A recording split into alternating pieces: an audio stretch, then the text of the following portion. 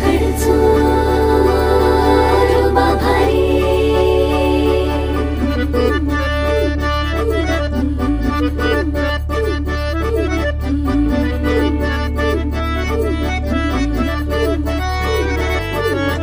कोकणचो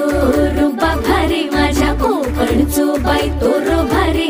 दिसते भारी गणपतीची स्वारी अन आला धादिस मामाच्या घरी मालवण चिपळूण सावंतवाडी माझ्या कोकण गावांचो दिमाग भारी